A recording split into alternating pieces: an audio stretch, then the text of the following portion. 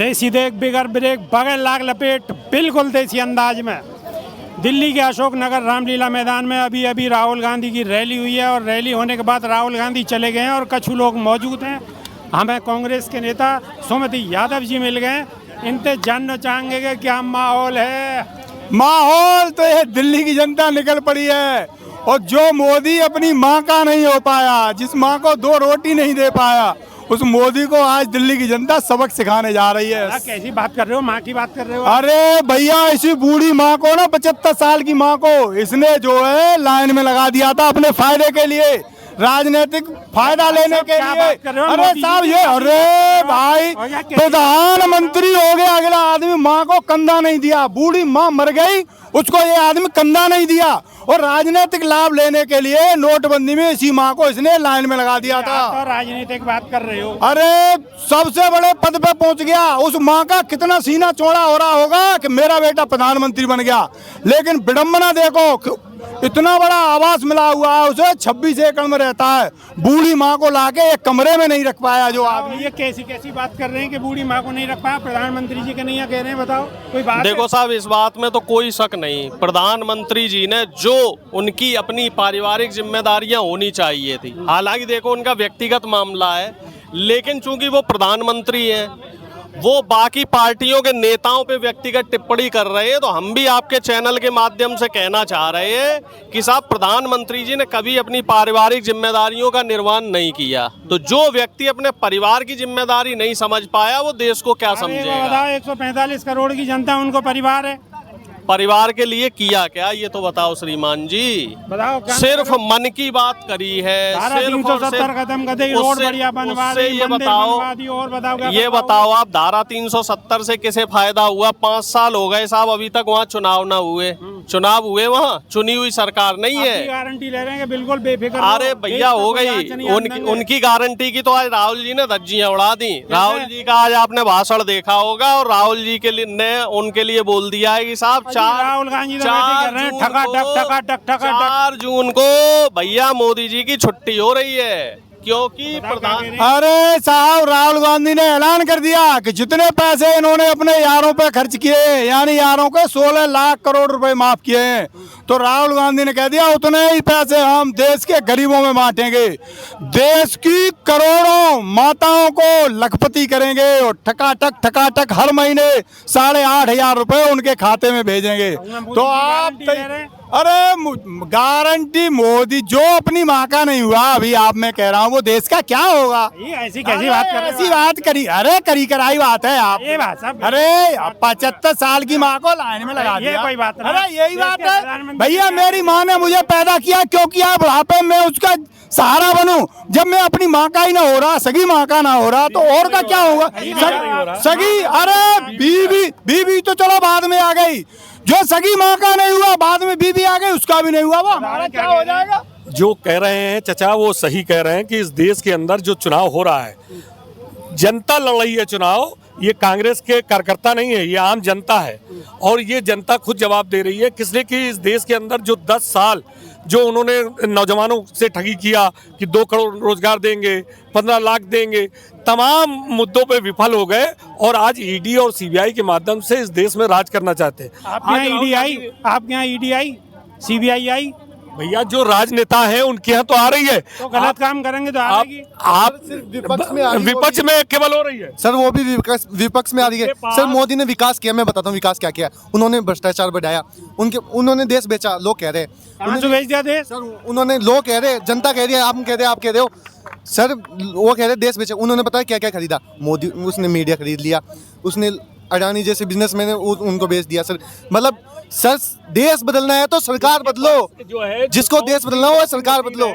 कौन सी washing machine है कि जो नेता भाजपा में आ जाते हैं तो वो सेकुलर हो जाते हैं, साफ सुथरे ईमानदार हो जाते हैं, और जो विपक्ष में रहते हैं तो वो बेईमान हो जाते हैं। ये कहाँ का इंसाफ है? आप इस देश के अंदर कानून का राज है, अगर कोई भ्रष्टाचारी है तो उसके खिलाफ कार्रवाई होनी चाहिए। आप ये बताओ, जब माल मारेंगे हैं, हाँ, खूब चांदी काटेंगे, हाँ, तो फिर तो कार्रवाई होगी ना।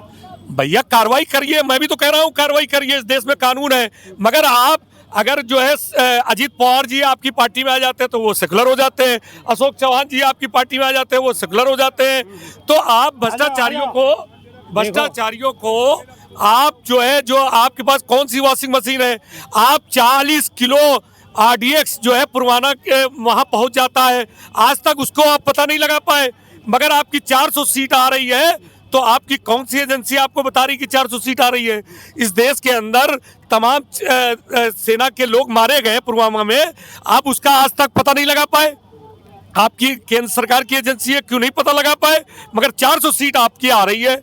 तो इस देश में जनता 2024 का अब एक बात चुनाव, बताओ, बड़े आदमी है, प्रधानमंत्री का सम्मान होगी, अब हाँ जनता को सब बात थोड़ी बताई जाए। जहां वो पुलवामा में मर रहे थे तो आप जो है वहां शूटिंग कर रहे थे। आपको चिंता नहीं है देश की सेना के लोगों के, आप गरीब के खिलाफ आप आज जो है मर रहा है। आज जिस तरीके से नौजवान, आप हर जगह हर घर में नौजवान बैठा हुआ है, आज भुखमरी के कगार पे है। आप प्रधानमंत्री की बात को यकीन ना आया आपको? देखिए, प्रधानमंत्री जी तो कभी कहते हैं कि मुसलमानों की को 10 बच्चा पैदा करने की बात करते हैं कि हम जो ज्यादा बच्चा पैदा करते हैं, राहुल गांधी जो है कांग्रेस पार्टी जमीन छीन करके उनको दे देंगी। अब ऐसे तो प्रधानमंत्री के खुद गई भैया, छह बच्चे, 6 भाई हैं, 6 भाई हैं। तमाम ऐसे राजनीतिक पार्टी के आप मंगलसूत्र की बात करने लगते हैं। हम आज आप फिर उसके बाद बनारस के अंदर आप रोने लगे और आप कहने लगे कि हम बचपन में, यार राहुल गांधी ने बताया, बचपन में जो है मुसलमान हमको खाना देते थे तो हम ईद के दिन खाना मेरे यहाँ नहीं बनता था, उनके यहाँ से खाना आता था। बात भ्रष्टाचार की कर रहे थे तो मोदी जी ने वो एक भ्रष्टाचार का मंच से खुलासा किया है। उन्होंने कहा है कि टेम्पू भर भर के नोट कांग्रेस को दे रहे हैं। कौन दे रहे हैं? अंबानी और अडानी। तो भैया जी, इतना बड़ा भ्रष्टाचार, आपको पता है कि इतना बड़ा भ्रष्टाचार हो रहा है तो उनके यहाँ CBI ED क्यों ना भेज रहे भाई? अरे भैया, मंच से कह रहे हैं, वो तो मंच से चिल्ला रहे हैं कि नोट टेम्पू भर भर के जा रहे हैं। तो आपको पता है कि भ्रष्टाचार हो रहा है तो उनके यहाँ CBI ED भेज दो। देखो, ये बुजुर्ग हैं और बिल्कुल पूरे कट्टर कांग्रेसी हैं। बिल्कुल दिल से, बिल्कुल कट्टर। कब से कांग्रेसी हो? हमारी पीढ़ी यहाँ कांग्रेसी है और हमारे पिताजी के नाम है शत्रु सेनानी, हमारे दादा शत्रु सेनानी थे, परिवार से हैं हम। हाँ, इस देश में आज़ादी में हमारे दादा ने कुर्बानियाँ दी हैं। हमारे मोदी जी तो आपको बिल्कुल ना भाते होंगे। मोदी कहाँ से भाते हैं? वो तो कहना में, वो तो अंडानी बानी को भाते हैं, हमको कहाँ भाते हैं? वो तो अंडानी अंबानी के हैं। आपके और जो एक चीज जरूर पूछ रहा हूँ कि भारतीय जनता पार्टी में एक नेता का नाम बताइए जो स्वतंत्रता सेनानी हो, एक नेता का नाम बताइए जो देश की आतंकवाद की भेंट चढ़ा हो। कांग्रेस पार्टी ने, राहुल गांधी ने अपनी दादी को खोया है, हम पिताजी को खोया है, तमाम और महात्मा गांधी जी को जो विचारधारा ने मारा है, आज उस विचारधारा से वो ताल्लुक रखते हैं। तो एक नेता का नाम बताइए, क्या कारण है कि भारतीय जनता पार्टी की जब सरकार होती है तो आतंकवाद जो है सबसे ज्यादा चरम सीमा पे रहता है? अब कहाँ आतंकवाद है बताओ? किसलिए कि आतंकवाद यही फैलाते हैं ना, वही थे, यही फैलाते थे, यही करते थे। आतंकवाद वही तो थे। RS वाले आतंकवाद थे। ऐसी बात कर रहे हो? RSS को आतंकवादी बता रहे हो? RS आतंकवाद थे। 5 साल जिस पार्टी RSS के कार्यालय में भारत का झंडा नहीं फहराया गया, भारत का झंडा नहीं फहराया गया, आज वो राष्ट्रभक्त है। उन्होंने अपने आज राष्ट्रभक्त हैं और राष्ट्र की बात कर रहे हैं, देश की तरक्की की बात कर रही है। आज GDP पता नहीं आसमान पे छुए 83 रुपया हो गया है डावल का रेट है, तो आज 83 रुपया हो गया। देश महंगाई की तरफ जा रहा है। आम जनता की आप बात कर रहे हैं, आप जाति और धर्म के नाम पर लोगों को बांटना चाहते हैं। 2014 से पहले कभी हिंदू मुसलमान की कोई बात नहीं होती थी, सारे लोग मिलकर के काम करते थे, सारे लोग एक साथ बैठ के खाना खाते थे, सारे लोग एक त्योहारों में एक दूसरे के जाते थे। मगर आज क्या कारण है? आज आप हिंदुत्व की बात करती। मैं इलाहाबाद की एक बात करना चाहता हूँ, इसलिए मैं इलाहाबाद से भी ताल्लुक रखता हूँ। प्रयागराज का नाम, जो संगम का एरिया है, वो प्रयागराज आदिकाल से उसका नाम प्रयागराज था, तीर्थ स्थल बताया जाता। प्रयागराज का नाम ना कभी चेंज हुआ, ना होगा, ना है। मगर मोदी सरकार जैसे ही आती है तो कहती है कि साहब, लोगों को गुमराह करती है कि इलाहाबाद का नाम जो अकबर ने रखा था, शहर बसाया था, इलाहाबाद कर रहा था। प्रयाग का नाम कभी चेंज नहीं हुआ। प्रयाग स्टेशन था, प्रयाग संगम का नाम आज भी है, मगर उसको इलाहाबाद का नाम चेंज करके करोड़ों अरबों रुपया नाम चेंज करके केवल ये पार्टी केवल नामों। पानी में कीड़ा नहीं पड़ता है कभी, वो प्रयागराज है। हाँ बोलो ना ऐसा। हाँ, गंगा जमुना सरस्वती जिसके पानी कभी खराब नहीं होता है वो प्रयागराज है। और इन्होंने और उसका नाम जो है, जो शहर का नाम था इलाहाबाद, उसका नाम करोड़ों अरबों रुपया खर्चा करके उसका नाम प्रयागराज। तो केवल वो हिंदुत्व की बात करना चाहते हैं। मैं एक सवाल आपसे कर रहा हूँ, इस देश में हिंदू मुसलमान और पाकिस्तान हिंदुस्तान की बात हो रही है। अगर 86% इस देश में हिंदू है, अगर 100 रुपए का पेट्रोल बिकेगा तो सबसे ज़्यादा प्रभावित कौन होगा? हमारे हिंदू भाई होंगे। अगर 1000 रुपए का सिलेंडर होगा तो सबसे ज़्यादा प्रभावित कौन होंगे? हिंदू भाई होंगे। पूरे भारतवर्ष में 1.5% नौकरी में मुसलमान है। नौकरी जा रही है, नौकरी मिल नहीं रही है, तो किसको नहीं मिल रही है? आप बताइए ना। आप हिंदुत्व की बात कर रहे हैं, आप किसकी जा रही है नौकरी और किसको नहीं मिल रही है, आप बताइए। तो इस देश में जो आप राम के नाम पर देखिए, एक राम तो मर्यादा पुरुषोत्तम राम है, जो आदर्श राम है, जो सबके राम है, जिनको जो एक सौतेली माँ के कहने पे वो वनवास में चले गए थे, वो एक राम है जो सभी के दिल में है, और कांग्रेसियों के दिल में भी है, और कांग्रेस के एक कार्यकर्ताओं के दिल में भी है। तो मर्यादा पुरुषोत्तम राम की कोई आलोचना नहीं करता है, भगवान की कोई आलोचना। मगर कहाँ एक प्रमाण दे दीजिए जो इनका एक नारा है, गाना है, जिनको जो राम को लाए हैं हम इनको लाएंगे। ये बताइए, शर्म आनी चाहिए। किसी की हैसियत है कि भगवान को लाने का काम कोई इंसान है दुनिया में जो भगवान को लाएगा? बताइए, आपसे मैं पूछना चाहता हूँ, कोई दुनिया में कोई इंसान है जो भगवान को लाएगा? और ये कहते हैं, गाना बजाते हैं कि जो राम को लाए हम उनको लाएंगे। ये दुर्भाग्य की बात है इस देश के अंदर। 2 मिनट। अगर आरक्षण बचाना है तो कांग्रेस को ले आना है भाई, यही हमारी विनती है। आरक्षण बचाना है, ब्राह्मण बाणियों छोड़ के सब जातियों को बोल रहा हूं मैं, आरक्षण बचाना है तो कांग्रेस को ले आना है, और वो कुछ नहीं बोलता हूं बस। हम आखिरी बात कह के बात अपना समाप्त करना चाहते हैं कि जब देश आज़ाद हुआ उस समय अंग्रेजों के खिलाफ जब देश की आज़ादी की लड़ाई लड़ी जा रही थी, उस समय कोई हिंदू मुसलमान सिख ईसाई कोई नहीं था।